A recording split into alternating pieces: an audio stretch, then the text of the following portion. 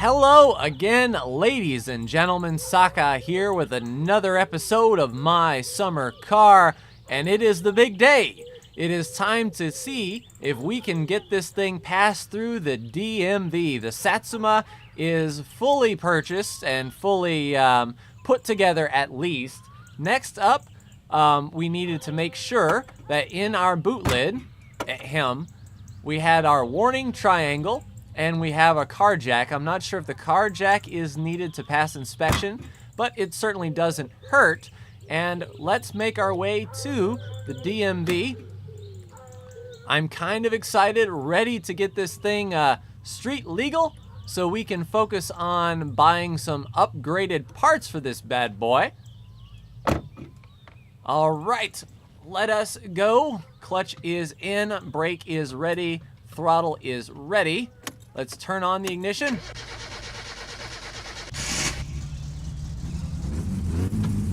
All right, we are ready to go, so let us set out to the wild blue yonder. We may actually be a tick too late. I know the DMV has certain hours, and it is Friday, but it looks like it's becoming nighttime just a touch. So let's take the highway while we can and try to get there as quickly as possible.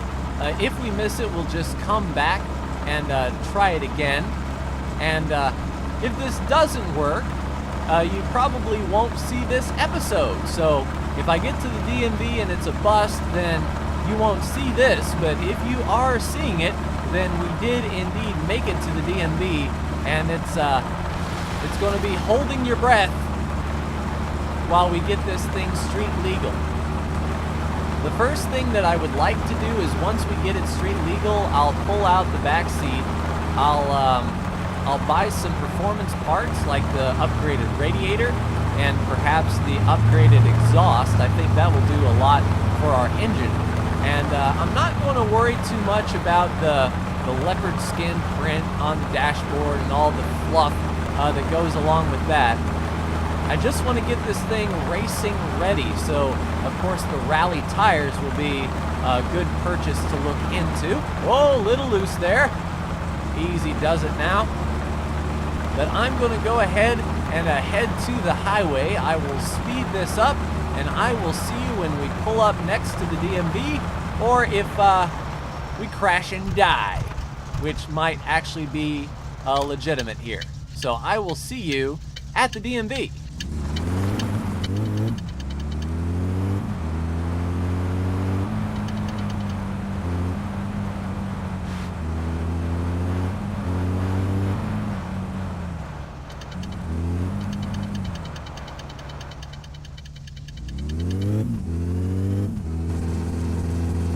Getting onto the highway is always a risky affair with Techno Viking, Green Monster, Demon / Green Devil, Thump Thump Wub Wub running around.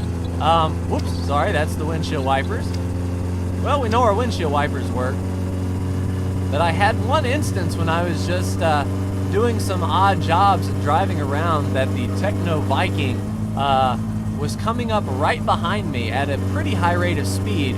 I moved off of the shoulder just a little bit, and he smacked into the tanker truck that was right in front of me, spinning both out and essentially closing off the highway. It was pretty intense. I wish I was recording, but it was almost a very stock car-esque crash. Yeah, I don't know if this DMV is going to be open, but we'll keep our hopes up.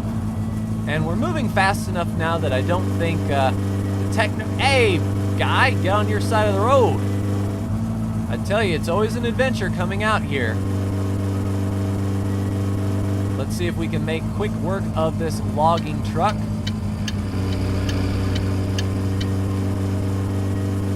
And we're passing Lop, or Loppy, or Laparapa, and we will be in F-Town shortly, so I will speed this on up and see you there.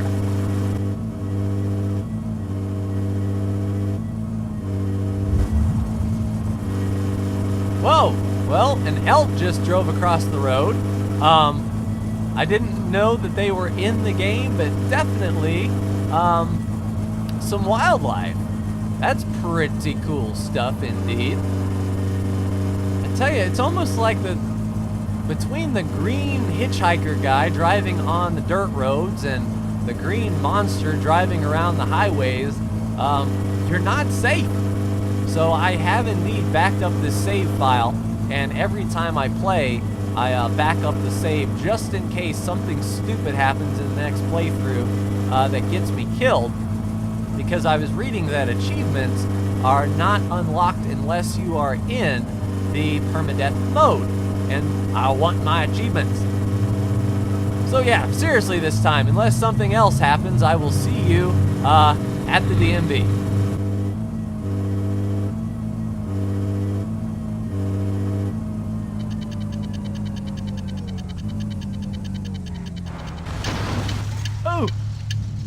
Okay, so we slid off the road just a touch. No worries, no worse for the wear.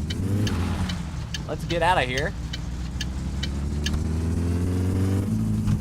I don't believe we lost anything, which is a plus. And we just need to get this guy past inspection is all we need to do. DMV is up here on the left.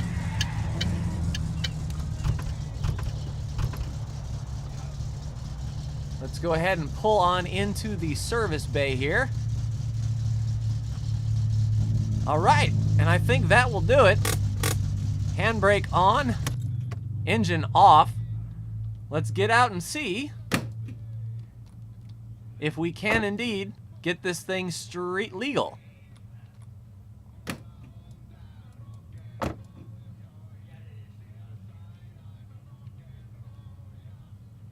Are you open? Yep, vehicle inspection, please.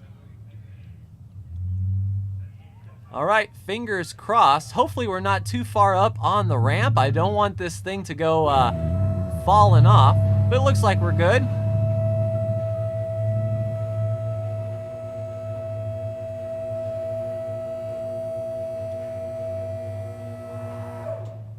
Thank you, parking brake, for staying strong. Oh, you're not even hitting anything there, guy. I don't exactly know what you are doing, but as long as it gets me the license plates I so want and desire, then do whatever you want to do. All right. Looks like we are... Oh. Oh, I am. Indeed. I am a character with this car of mine. It's a nice car. Don't knock it till you try it. We need to find a gas cap. Baby chickens or eggs? What in the world is that all about?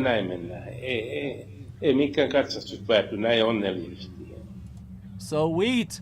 So, service brakes and parking brakes, driving lights, warning triangle is actually in the back there. Tie rods, fuel system, chassis and body.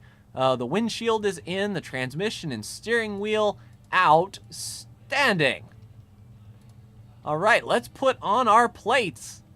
Sweet.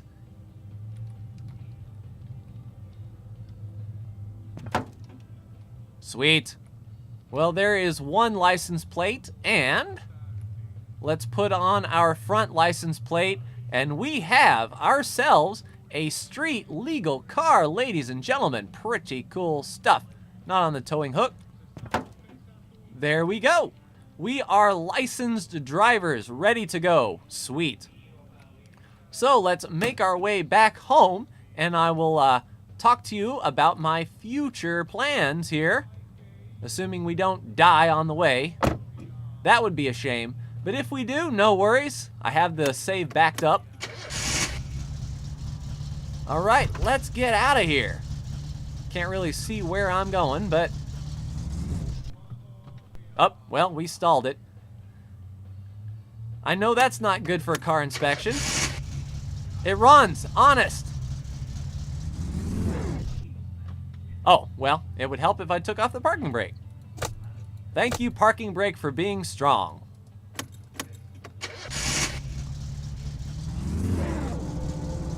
All right, straight out the shop. All right, and let's get back home.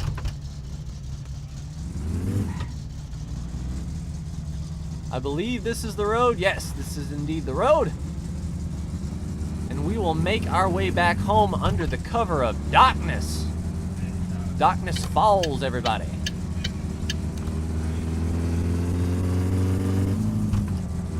So in my off-camera work, I managed to pick up the town drunk over there and take him home.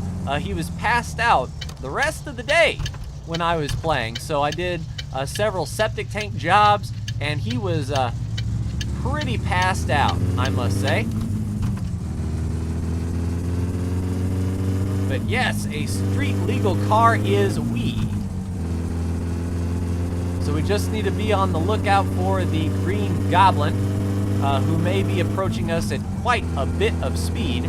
And essentially we'll take a look at the catalog and see what parts we might be interested in. First and foremost, I think the rally tires are the biggest expense, so those might be a logical first step. Also, we could get I believe the radiator, the carbs, and perhaps the exhaust for the money that we have here. And I'll do some odd jobs off camera to ensure that we have enough money saved up. But pretty excited for the future here. I want to get in and do the racing. I feel that's a good way to make money if you are consistent enough and you've got the car. Then it's like a $500 entry fee, and if you can win, it's like $3,000, $4,000, $5,000. It's a good return on investment as long as you don't crash the thing, which, I mean, that's racing in a nutshell. You have your entry fee, and if you crash, you're all out of that money, and you have to spend even more money to get it back up. Oh, there's someone crashed. That's one thing that you see on these roads is the hindered drivers that have spun off the side of the road and crashed. It makes me wonder, are the elks, are they actually there? Because in games like American Truck Simulator and Euro Truck, you have like the tumbleweeds, or you have the things that blow across the road. However, if you hit them, it does absolutely nothing. You just sort of pass through them. So it makes me wonder, if we hit an elk, what kind of trouble would we be in? Probably destroy the whole car. If this game is any indication of how difficult life is, that elk is solid, and that elk will destroy you any chance it can. But definitely I'm looking to upgrade the car for sure.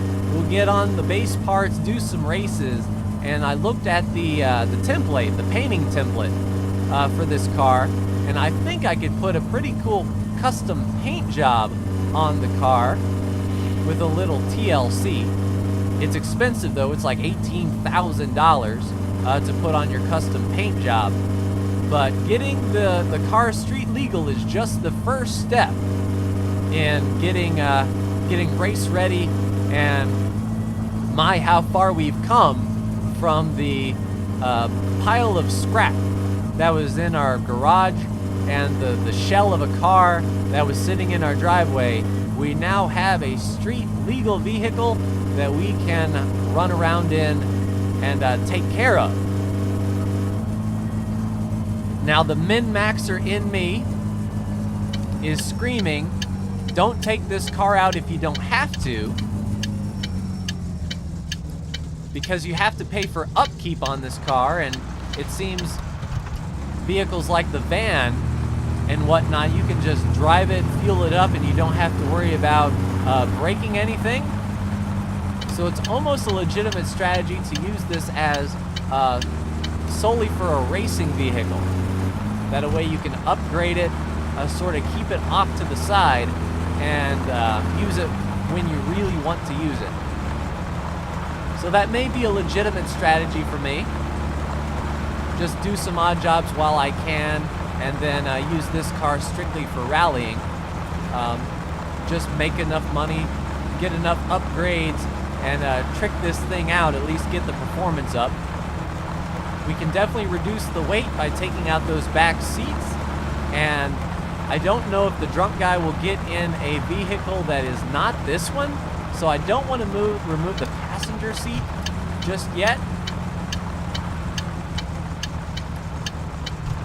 But definitely, like, showing up to the racetrack with as little fuel as needed to finish the race is a legitimate strategy, and, you know, just get the most out of the car if we can. We might even take it to the proving grounds, the quarter mile, and work on the car there as far as acceleration is concerned. But yeah, pretty excited. This was like a huge first step for me, and I don't believe I would have gotten this far without the help of online aids, such as the wiki page and just reading general comments about having a warning triangle in your car. You know, something so small as that can fail your inspection. Well, there's that cuckoo bird. I notice people saying all the time, like, you know, where's the cuckoo clock? But it's just like a cuckoo bird out here at night that cuckoos at certain times of night. So, can't get rid of the cuckoo bird. But luckily we got rid of the mosquitoes. All right, so our house is just around the corner here. I'll just throw her in neutral and let her coast in. And there we have our tractor, and I do have a full log trailer, so if the logging mission comes up, I will be ready to take that one. Oh, the phone is ringing. We'll handbrake it up, ignition off, and let's see, come on. Let's see who's calling. 1 minute.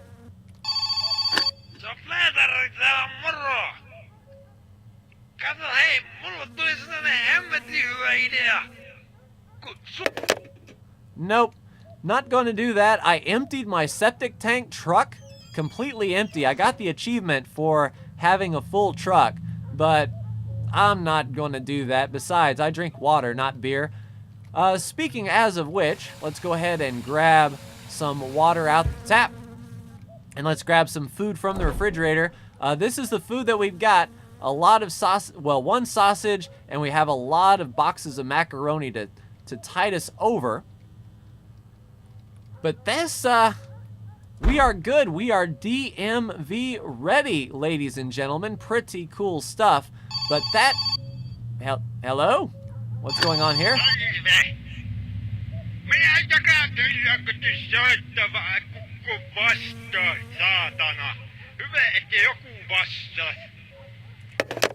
That guy is not worth it. He only gave me like $200 to drive all the way out here to the pub, pick him up, drive him all the way back to his house here, and then he just sort of passes out on the side of the road. And I'm not all about making just a little bit of money. Speaking of which, let's look at our catalog and see what kind of cool things that we can buy.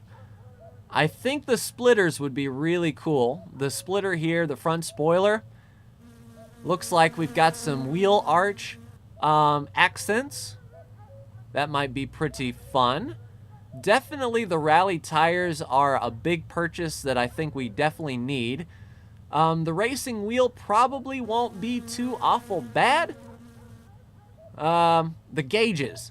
Definitely the fuel mixture gauge and the battery temp gauge, the oil pressure gauge, you know, essential to keeping the car running in tip-top shape.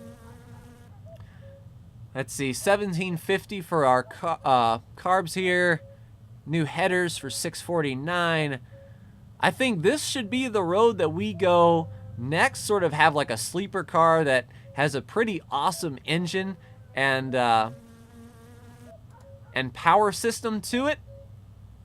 And then work on the aesthetics and body next. All right, so we do have a plan. Off camera, I'm going to grind up some money, and in the next episode, I will place the orders for... You know what? I could go ahead and get the orders ready to go now. I could. I think the fuel gauge here, and those gauges there. Let's see. And it's not automatically deducting from my account, so I don't have any clue what kind of money I'm spending here. I'm sure it's like right here in front of my face.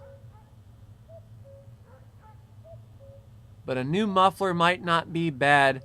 $12.50 for the radiator. I think the radiator would be a nice, easy swap that we can do. Yeah. So now we have an envelope that we can mail out in the morning. But that is going to do it for me in this episode, ladies and gentlemen. In the next episode, we will take the envelope to market.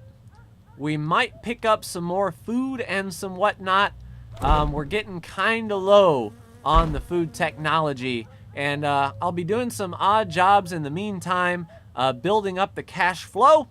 And hopefully, the log guy will call and we can drop off some logs. Maybe another septic tank job. But that's going to do it for me in this episode, ladies and gentlemen. Like, share, and subscribe if you are so bold and are enjoying my summer car. Thank you so much for tuning in, and I will see you in the next My Summer Car video. Take care.